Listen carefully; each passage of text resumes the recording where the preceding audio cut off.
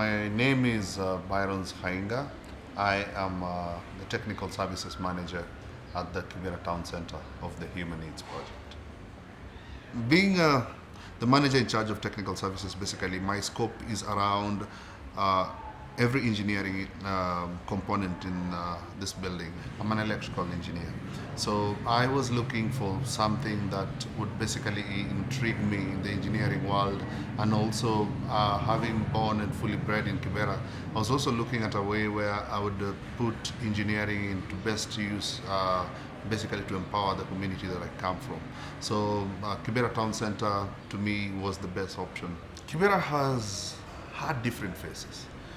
Growing up as a small boy, we struggled so much with over reliance to donors and organizations that would basically give stuff for free, and that, show me anything that is free and I'll show you something that is not sustainable. Over time, that over reliance basically deepened the depths of poverty in Kibera, because think about it, people invest so much around aid, and most of that aid goes into medicine, infrastructural development, but very little is going into basically empowering infrastructure around technology. The world is all driven by new innovations and technologies every day. So we try to the best of our abilities, and of course with the availability of funding, to keep up with the pace and still remain relevant as we provide service to the community here. Technology is a big space in Kibera, and I'm looking at it from different perspectives. First, there is a big cry for information. People don't know. For example, malaria is now treatable. Growing up as a kid, it was okay for us to get sick. You get your malaria, you treat it, you'll be fine. You go over trenches, play over that, and you come home. Diagnosis, you're sick, typhoid, cholera, it's okay, you'll get fine. I have grown to understand that it's not okay. And for people to understand, for example, you can be able to avoid illness like waterborne diseases just by boiling water, by have a form of chlorination, by getting water that can be certified, like for example what we offer here as clean, and you can rely on the quality. To me, that is a step in the right direction. And the only way you can send the message around is through information. Posters and hanging of banners has proved ineffective because people will not stop and read.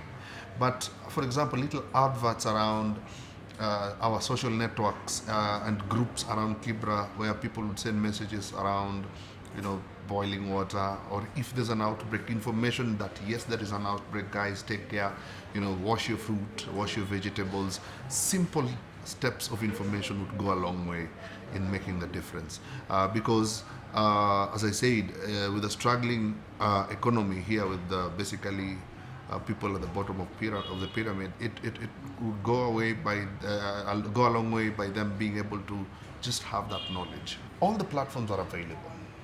I would say infrastructure around availability of internet, for example, because we're heavily reliant on the service providers around the telecommunication companies, with Safaricom, Airtel getting the biggest, cake out of it.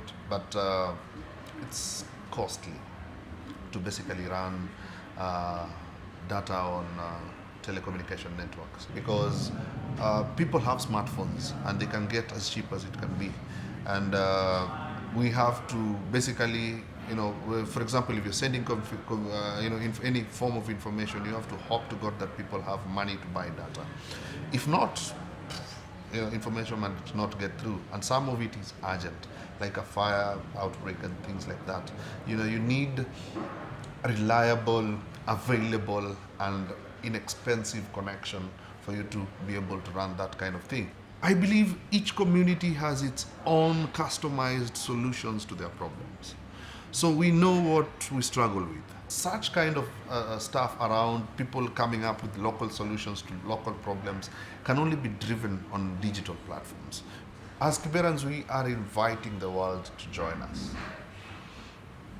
You know, when you want to make a difference, then you feel like you can only champion it, but you need partners who might not necessarily put any kind of support, be it financial or anything, but would just basically keep you knowing that they are there with you in any capacity.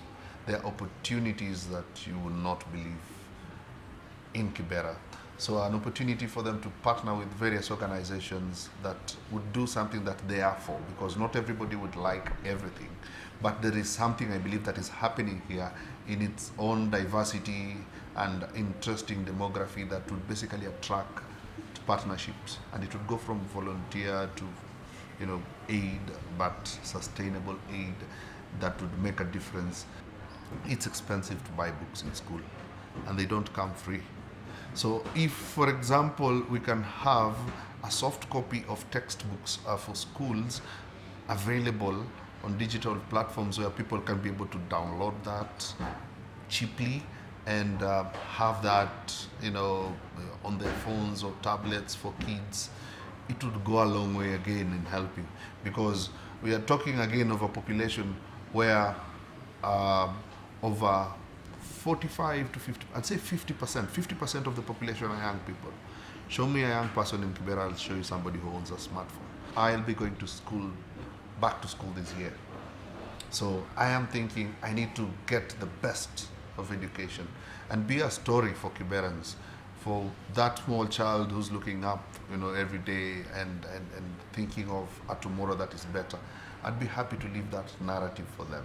And of course I'll be doing it for me, but it will be basically shining a path for very many young people to come through and succeed. To me, however, despite all the challenges, the future looks bright.